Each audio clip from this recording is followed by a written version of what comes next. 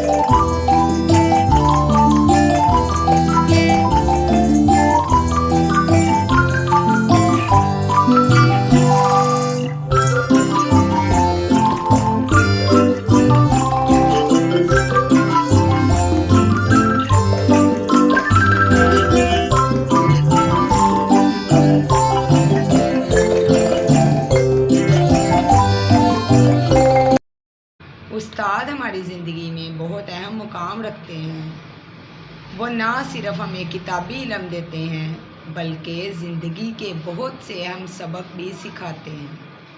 उस्ताद हमारे दिलों में इल्म का चिराग रोशन करते हैं और हमारी शख्सियत को निखारते हैं। उस्ताद की मेहनत और कुर्बानी को समझना बहुत ज़रूरी है, क्योंकि वो दिन रात मेहनत करके हमें तालीम देते हैं। हमें चाहिए कि हम अपने असातिज़ा का अदब करें, उनकी बात गौर से सुनें और उनकी हदायत पर अमल करें।